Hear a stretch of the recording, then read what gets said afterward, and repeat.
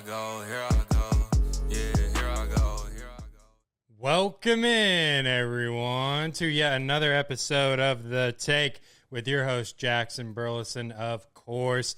This episode, we're going to be recapping and also previewing Western and Eastern Conference Final Series in the NBA. And also, we have some news coming out of the UFC when it comes to things in the NFL as well. We'll tap into a little bit of that in this episode. I appreciate you guys listening to the last one. If you haven't checked it out yet, go check out my interview and podcast with Ethan Britton Watts. Always great having him on the show as usual. But before we get into today's episode, make sure to subscribe, you guys. Hit that notification bell so you know when I'm posting.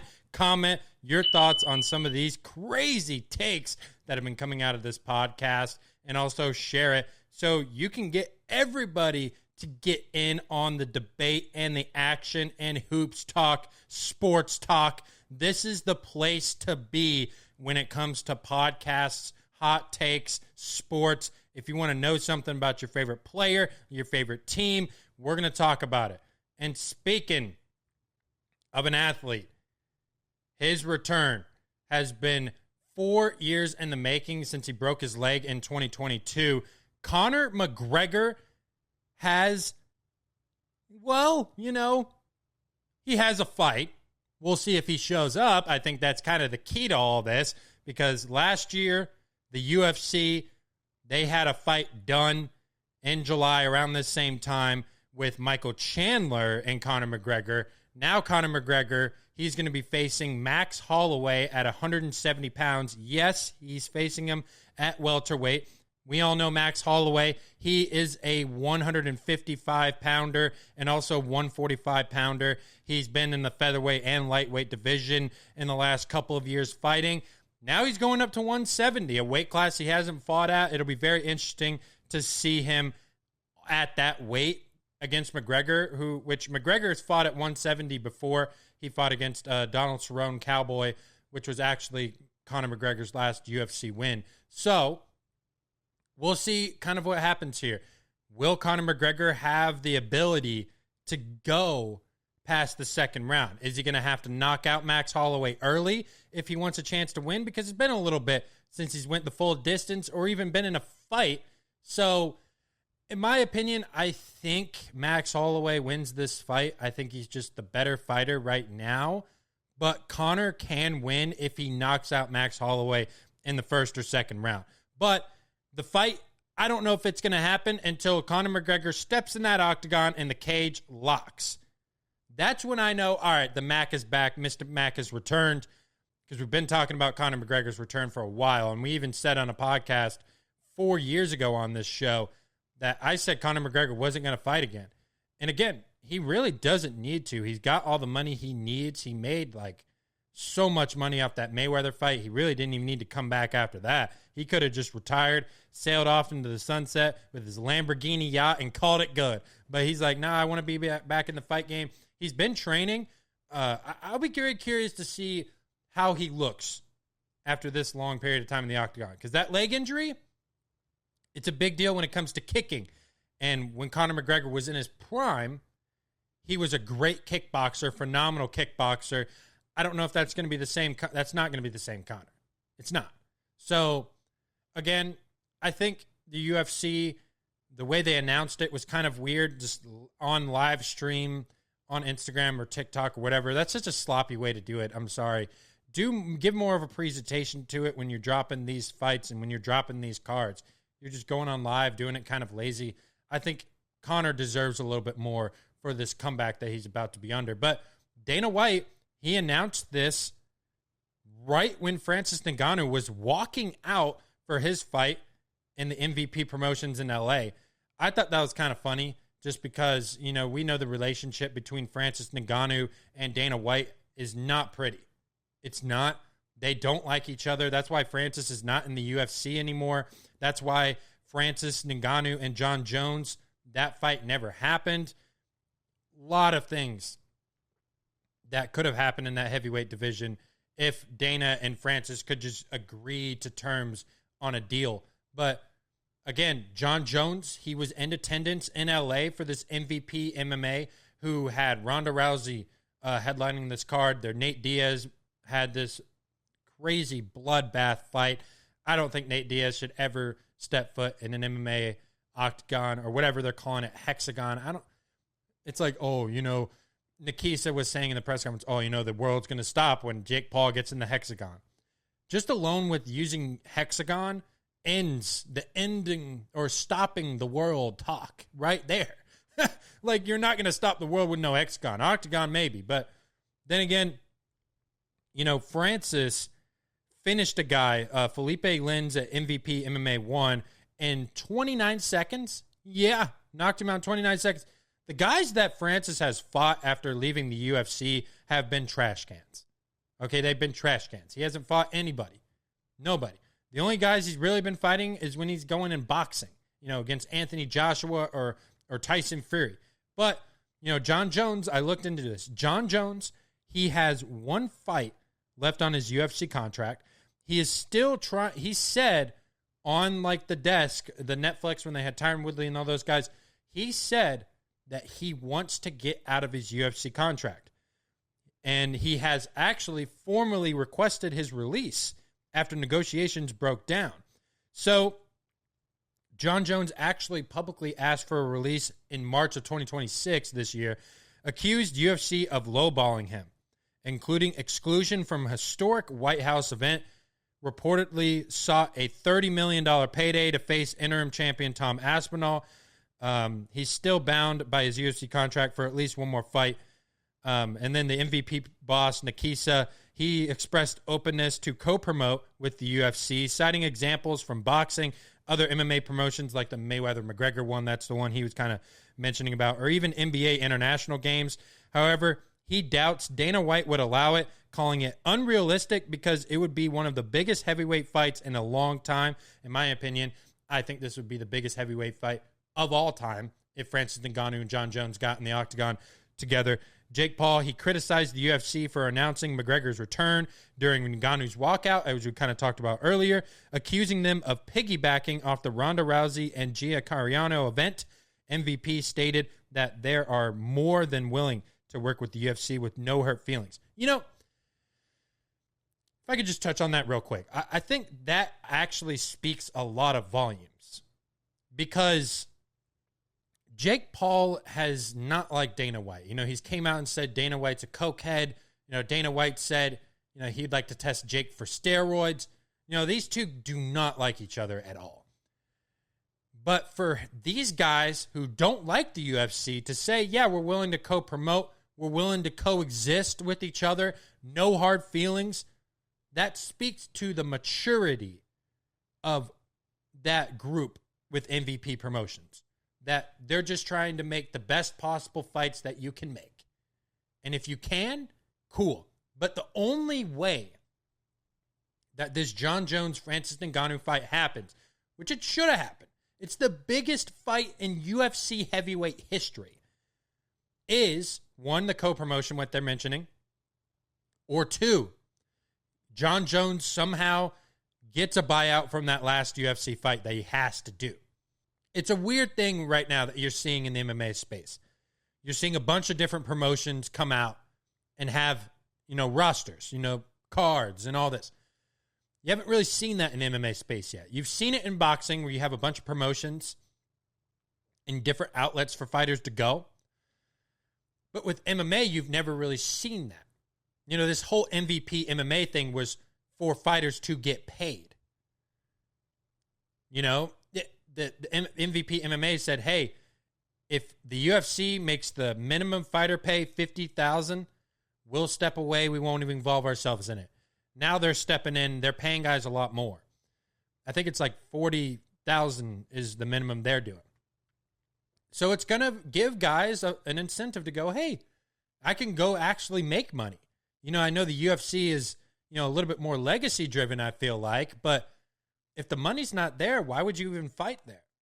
That's why Francis left. I mean, he wasn't even making $1 million when he defended his last heavyweight title against Cyril Gane. So it's a conversation to be had where the MMA space has other places for fighters to go. And, there's ONE FC, there's Bellator overseas, There's a lot of places you can go. The UFC is obviously the gold standard. That's where you go if you want to fight the best in the world. But then again, the cards the UFC has been putting together really don't feel like it's the best in the world. But then again, the MVP MMA card also really didn't feel like that. It felt like there were mismatches across the board the entire night, especially the top 3 fights with Ronda, Nate, and Francis. Just my personal opinion, but I do like that there is another competitor in the MMA space now, and it puts some pressure on the UFC to maybe try to get this fighter pay up because they are worth a couple billion. So, they have the capital. Nikisa said, we don't really necessarily have the capital that UFC has, but, we're willing to do it, and they want to continue to do it. I'd be very curious to see how that kind of evolves. Jake Paul has said he may not even come back and fight, do that jaw surgery that he might have to have again. He's going to really be a promoter in the combat sports business. That's what he is there for. That's what he's going to do. That's the future of his career. It's not fighting. It's promoting. Jake Paul could be one of the best fight promoters of all time in this era. I mean, he actually saved boxing to most people. I would say that. I'd say that's a very comfortable thing to sit with and say. And then he's going in MMA. And he said he wants to fight MMA. I really don't care to see that. Really don't. I don't think Jake Paul should ever fight again. My personal opinion. But there's a lot going on when it comes to the MMA space. But then again, it's changing. It's a growing sport. It's a sport that really hasn't been around that long. If you really think about it, MMA, UFC started 25 years ago, maybe, something like that. It hasn't been around that long. So it's a new sport. It's growing. There's going to be more avenues for you to go. That's why Francis Ngannou went to the PFL. He signed a deal there, and he got a lot of money for that. So it's just a business move. It's just a business play. But let's go ahead and get into our last news segment of the day. Aaron Rodgers, he signed a 1-year, $25 million deal to return to the Pittsburgh Steelers. He's reuniting with his former head coach that he won a Super Bowl with in 2010 with the Green Bay Packers, Mike McCarthy. They got both of those guys in there in Pittsburgh. The Steelers, they have a lot of quarterbacks in that quarterback room. They drafted a quarterback this year, Drew Aller, out of the draft. They have Will Howard. Now they got Aaron Rodgers, Mason Rudolph. We'll see. You're going to have to cut one of those guys. But one more year of Aaron Rodgers. Is this the last year of Aaron Rodgers, 42 years of age? I would think so. Even if he doesn't win a Super Bowl or not, which he's not, retiring, playing your last year with the guy you basically played your whole career with, and Mike McCarthy, that's riding off into the sunset with a guy that you've known for a long time and you've won with. I think that's very important. And Aaron Rodgers, he's not as mobile of a guy. He's a little bit more, he's not as good under actual pressure when it comes to the pass rush throwing the football. But when you give him a clean pocket and you give him time to make reads, or even him just making quick reads, this is a team that can be a good team. They made the playoffs last year. They didn't do well in the playoffs, but they got a little bit more offense. They picked up Michael Pittman from the Colts this offseason. That was a great pickup for the Pittsburgh Steelers. But, this division has changed a lot when it comes to the coaching scheme. No Harbaugh, no Tomlin going one another in the Steelers and Ravens rivalry as well. But, Rodgers last year, he started 16 of 17 games, missed one due to injury.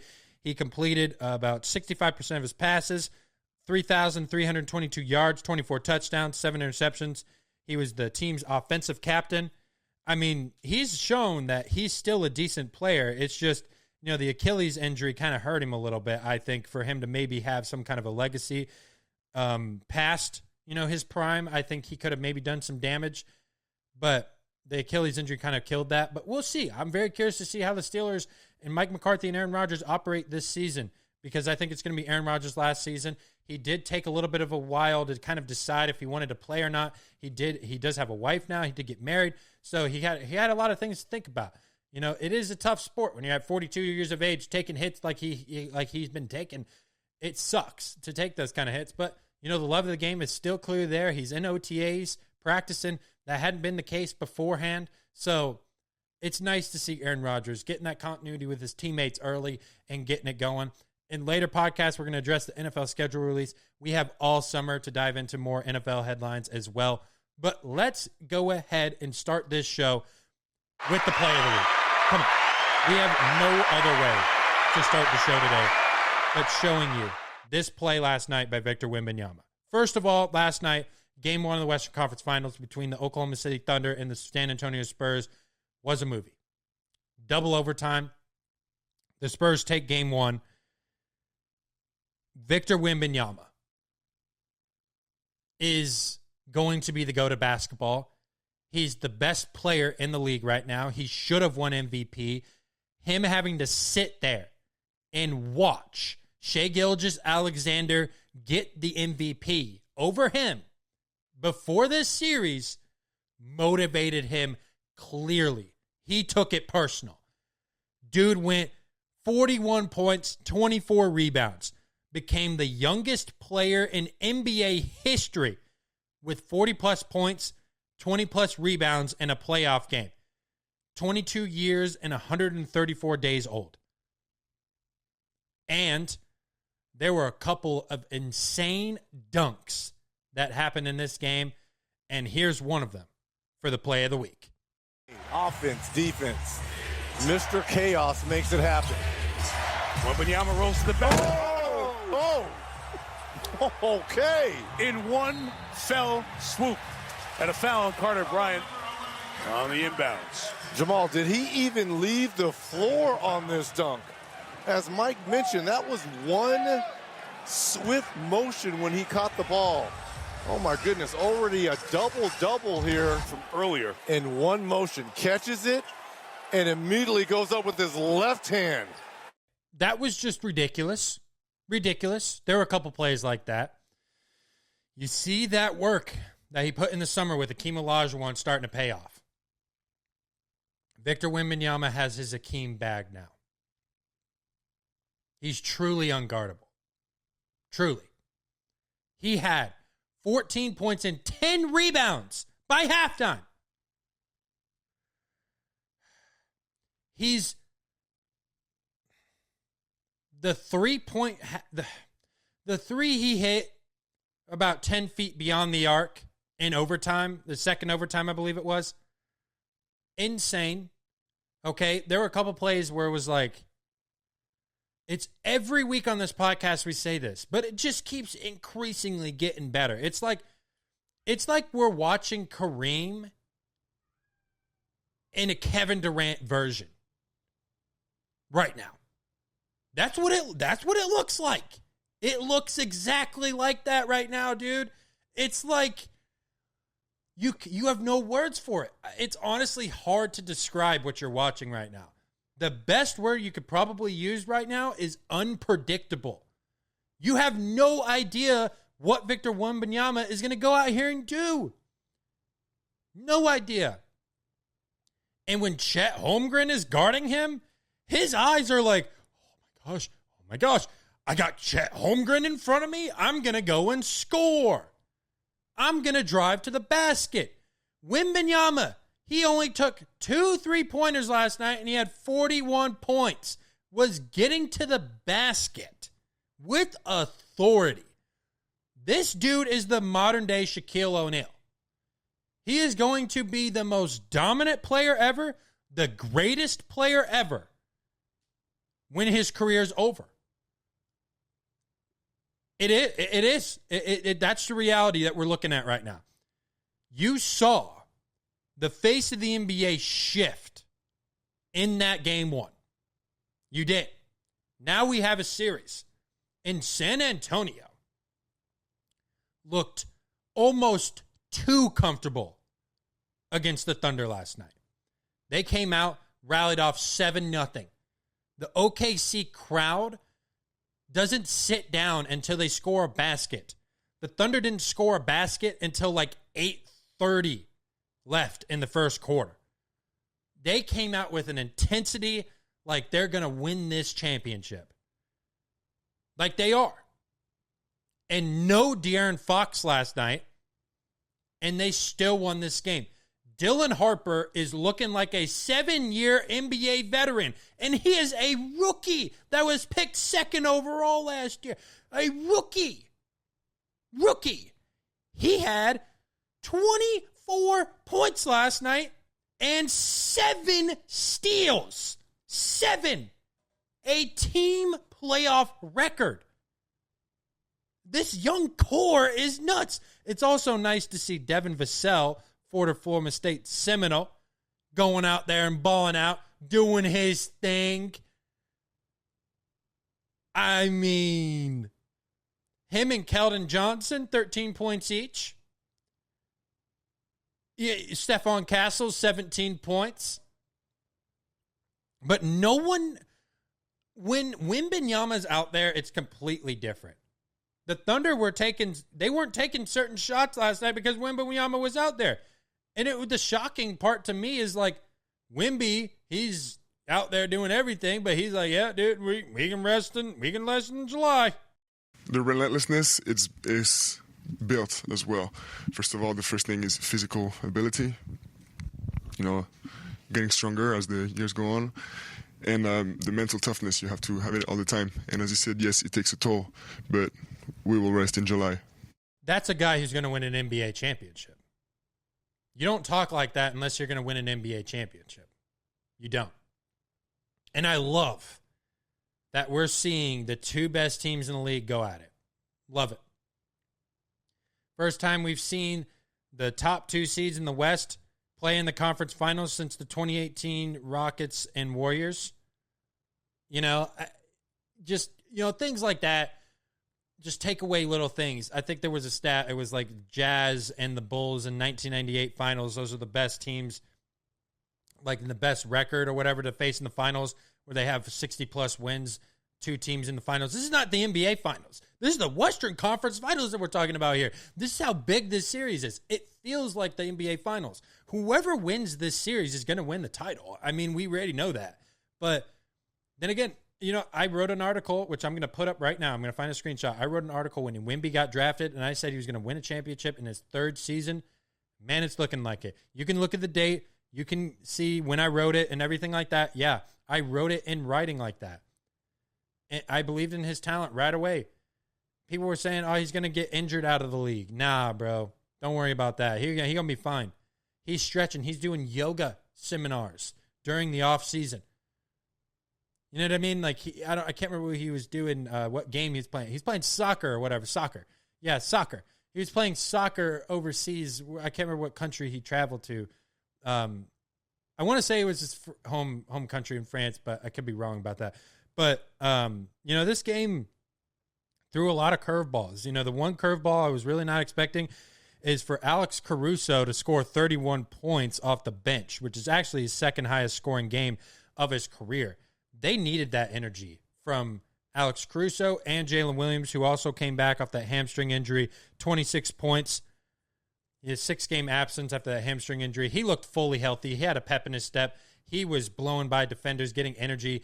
Alex Caruso was hitting some threes to keep the Thunder afloat in the first quarter, because after the first couple minutes in the first quarter, I was like, man, the Spurs might run this team out of the gym. And then after the first quarter was over, it was like 20-20. It was 27-27 tie game.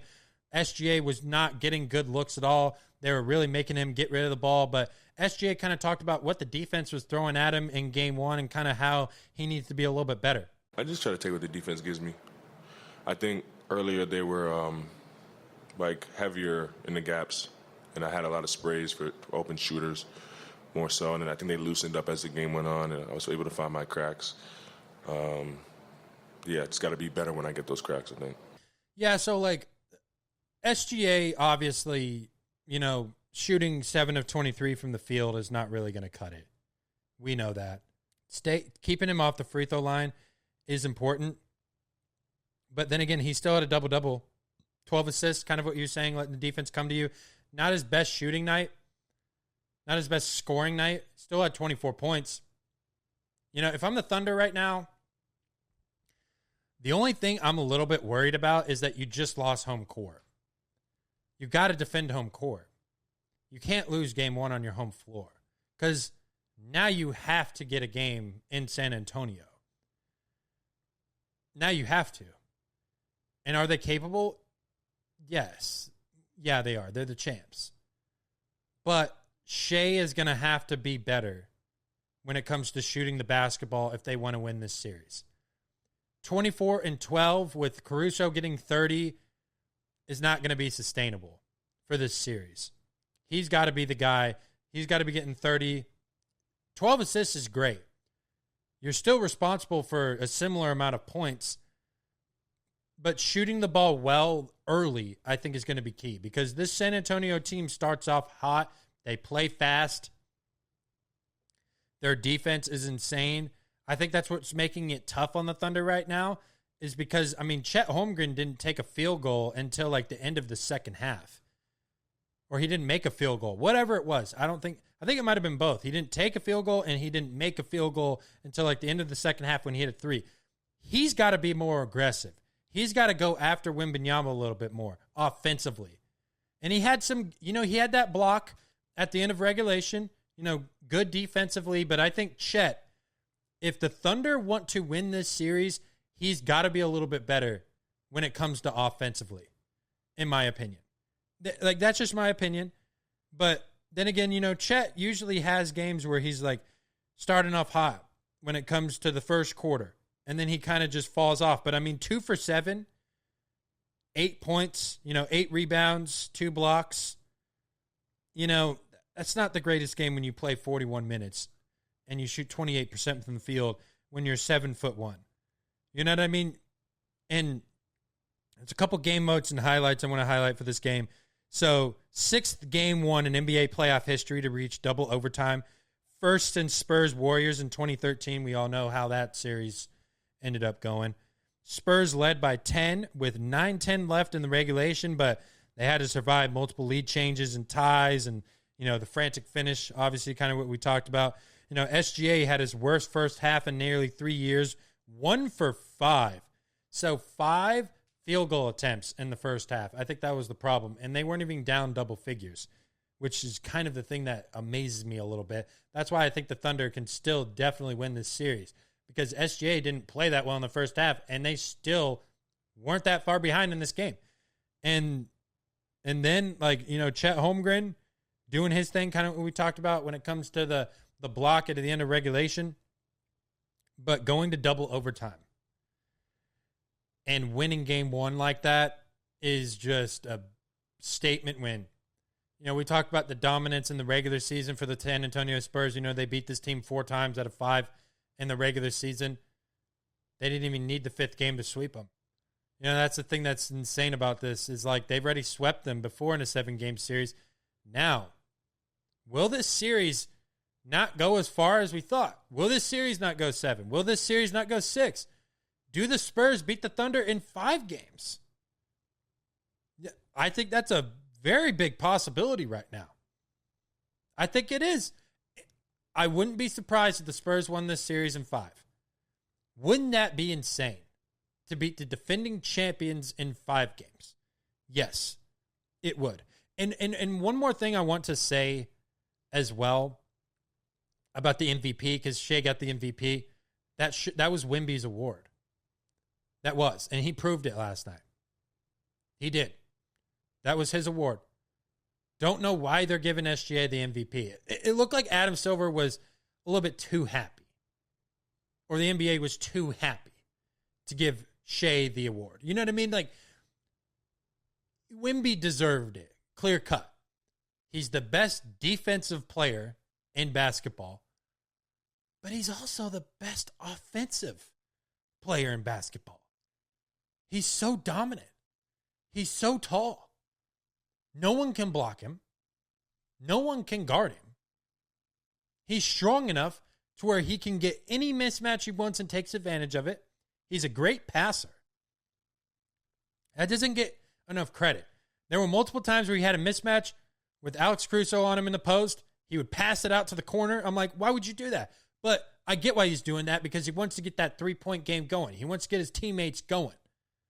It's not, he said it in the press conference last night after the game. There were a couple mismatches. Maybe I could just turn around and shoot it over. I'm the bigger guy in that instance. Yes. But, I'm really happy he's not taking like 8 threes He's driving to the basket. He's getting physical. When he plays like that, this Spurs team cannot lose to anyone. They can't. They cannot. That's just a fact. It's just how it is. And it's okay for people to admit that Wemby's the best player in the league. He is. He's better than Luka. He's better than Shea. He's better than Giannis. He's better than Jokic. He's better than everyone. It's okay to admit that. What you're watching is an unfair player. What you're watching is potentially the greatest player of all time. Enjoy it. He's a big superstar. This dude is a global superstar, megastar. That's what it is. And that's why I picked the Spurs to win the title before the entire playoffs started. I believe in this young core. It's amazing what this young core is doing. With barely any playoff experience, you plug in a couple of veterans who have some experience. Devin Vassell, he's been in the league for 6 years. You got Harrison Barnes. You've got De'Aaron Fox. You've got Luke Cornett. Everybody else is a young buck trying to prove themselves in the league. Dylan Harper, rookie year. Looking like a 7-year vet, like we said. Stephon Castle, rookie of the year last year, second year in the league. Looks like he can control the game as a point guard. Wembanyama, also won rookie of the year. First unanimous defensive player of the year and should have won MVP. Got robbed of that. That's special company when you win an MVP and a defensive player of the year. It's special company. Not a lot of guys have done that. So you have to put him in that same breath when he's going out here and getting you 40 and 24 rebounds. This is Wilt Chamberlain type numbers. And Wilt Chamberlain played in an era where it was easier to do this. Wemby is putting up 41 and 24 against the best defense in the league. This is no slouch opponent. None. He didn't put up 41 and 24 in any other series this playoff run. This series is personal, which is why the Spurs are going to win this series in 5 or less. They will. The Thunder are outmatched. They are. The Spurs know what they're going to do. They know how to play this team. It's scary to watch, but it's also amazing to watch. Because you get to sit back and watch Victor Wembanyama, who I could literally talk about all day. And for the sake of the show, we're going to move on to Game 7. Cavaliers versus Pistons, the right to go to the Eastern Conference Finals. The Cavs just absolutely blew out this Pistons team. They were up by 30 with like 7 or 8 minutes to go in the fourth quarter. Fourth quarter. You kidding me? You kidding me right now? On the road, the Cavaliers, before coming into Game 5, had not won a single road game this postseason. And they win 2 road games. They lose in Cleveland, which that surprised me because I thought the Cavs were going to win this series in 6 if they won this series, not 7. But they got it done. Donovan Mitchell, 26 points, 15 in the third quarter, was balling out. James Harden, he was out there doing his thing as well. Jared Allen, 23 points, had some crazy dunks as well in this game. He was coming in here going, you know what I mean? Sam Merrill, again, I love this Cavs team because they have so much shooting. Sam Merrill, Dean Wade, Max Strus. James Harden can shoot 3. Mobley, he can shoot it when he wants to. Mitchell. But Cade Cunningham, no, he struggled in this game. He did. And, my thing for Cade is like, I think Cade is good. I think he's one of the best players in the league, top 10 player in the league. He needs more help. He needs more. But going 0 for 7 in Game 7, from the three-point line, 5 of 16 from the field, 13 points. You know, honestly, if you look at this series, he honestly didn't do as well in this series scoring the ball. He had that one 39-point game in Game 5, but they lost that game, so it really didn't matter. But he averaged 34 points per game, or not 34, 32.4 points per game in the Magic series. I think if Cade, again, and also, he had 2 double-digit assist games in this series. He was still passing the rock, doing his thing with that. But I just think, shooting the ball, it was a little bit different. He shot 46% from the field in the first round. In the second round, he shot 39. Little bit down. Not as efficient. That's what hurt him. And I wonder what the Pistons do this offseason. Because they need somebody that can help Cade. They need a scorer. I would have honestly been curious what this Pistons team would have looked like with Jay Nivey on the floor. I don't know if it would have been any different, but it would have been nice to kind of see that because he brings speed, he brings scoring, he brings defense. He was kind of that guy that Cade could play around with and, do that two-man, little duo, Batman and Robin kind of thing going on. But the problem is when you have Jalen Duren that can only really drive to the basket, can't really shoot the perimeter shot, it limits you in a lot of areas offensively, which is where I think Detroit got in trouble. And I think if you really look at the matchup, I think it's honestly kind of a miracle that Detroit did go 7 with the Cavs because the Cavs have a lot of weapons. Mobley, Allen, Harden. We can go on and on and on. I think Cleveland is a really good team. I think Cleveland could seriously beat the Knicks. I think that series goes 7 games. But for the Pistons, they need to evaluate how can you get Cade Cunningham the best possible chance to win a title because they've taken some leaps in these last 2 years. Now it's time to go out here and start to solidify your roster a little bit more, make it more scary on paper.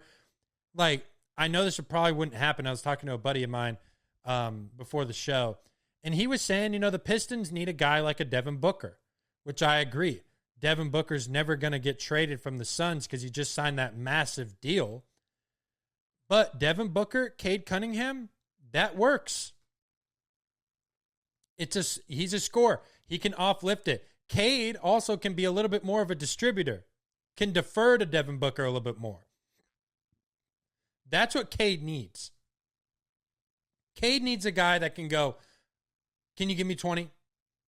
Yes. Now, did he get that some nights? Yes. Tobias Harris did give him that sometimes.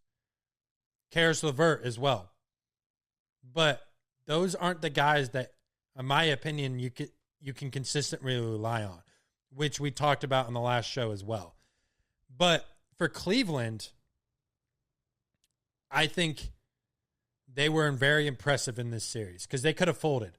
They were down 2-0, dropped the first 2 games in Detroit. They win the 2 games in Cleveland. And then it's like, all right, 2-2 series. Can Cleveland win on the road? And they answered that question, yes. Thank goodness they answered that question, or they would have lost that series. Now, they go into this series with a little bit of a different mindset against the New York Knicks, who have been in this position for the second straight year being in the Eastern Conference Finals. We didn't just come here that wasn't the goal when we started the season. Even last year, when we lost Indiana, we had our goals set on getting to the finals. And we're just one step closer. But yeah, it's been almost a decade of running into the same issue, right? So for sure, I personally and as a team, we can breathe a little bit, but in the same token, we can only breathe for about 12 hours and then get right back to it. So it's a balance. It's a blessing. God is good. And I wouldn't be here without my teammates, but we got work to do coming up for sure. Yeah, the Knicks are they're a well-oiled machine. They are. But Jalen Brunson, he admitted that, Cleveland has some weapons. It's like a pressure release for Donovan as well. You know, obviously Donovan does so much for the team, and then you have James in there, and then you have a whole nother person you have to worry about as well. So they have so many different weapons, so many different options and ways that they can beat you. So they're really dynamic. So the Knicks, you know, they've won 7 straight playoff games. Game 1's tonight between the Cavaliers and Knicks. You know, I'm going to go the Knicks in 7 games in this series. I think the Knicks will also win Game 1 at home. Both of these teams are coming off 30-plus wins in their last playoff games. Very impressive stat to kind of look at here. But, you know, Cleveland, again, is going to have to be able to guard Jalen Brunson. And I think that is going to be the challenge in this series. Who do you have guarding Jalen Brunson? That's going to be the question. How do you stop Jalen Brunson? Because they have guys that can guard Karl-Anthony Towns. But what about Jalen Brunson? You're going to have James Harden guarding Jalen Brunson? No. That's not going to work. You're going to have to put somebody, or even like a guy like Dean Wade, maybe you could put on a Jalen Brunson. You're going to have to try some different matchups with Jalen Brunson. You're going to have to make him work for his points. Make him tired. Because defensively, we know what he can't do. So offensively, if you can just limit Jalen Brunson as much as you possibly can, even just keeping him at 20 and letting other guys beat you, I think that's an ingredient for success. Cleveland has the team and they have the makeup to win this series. But then again, it's just like, I think this is going to be the biggest test of the postseason for the Knicks because, you know, we can go off all these stats, but, I mean, they've outscored their first 2 playoff opponents by a combined 194 points, the largest margin through a team's first 10 postseason games in NBA history. And they reached 140 points in both series clinching wins. You know, again, I don't see the Knicks putting up those kind of numbers against a team like Cleveland, who's a little bit better defensively. But, you know, currently, I do kind of think the James Harden effect could play a different role in this series because now you've got Donovan Mitchell making his first conference finals. You've got Harden making his first conference finals since he was with the Rockets in 2018. These are 2 players that have not won an NBA championship. They're going to be just pressing the pedal to the metal here, and they're going to be going all in to win this championship. And I think this could be a tough series for the Knicks. If they drop Game 1, this is going to make it even more interesting because now Cleveland has done something again they haven't really been able to do until the Game 5 was win on the road. If Cleveland can win this Game 1 on the road, that would set everything up for them to win this series. But they got to get at least one. Take care of home court. Get your wins at home like you've been doing. Continue that. But you know at some point in this game, if you don't win Game 1 or Game 2 for Cleveland, you know the series is not over. You know it's not. Because you've been in that position. You've had your backs against the wall where it's like, oh, the Pistons, you know, they went up 2-0. You know, you've seen that in series. You know, in the 2021 NBA Finals, you know, with the Bucks and the Suns. You know, the Suns went up 2-0 in that series. Who won that series? The Bucks. They won all 4 games after that. You know what I mean? Momentum is a huge thing in these playoffs. Whoever captures it first doesn't always win it. You can capture it second and have the better end of the momentum when you get it. That is something that can happen in this playoff series. And I think both of these coaches, you know, Mike Brown, Kenny Atkinson, who has the best game plan?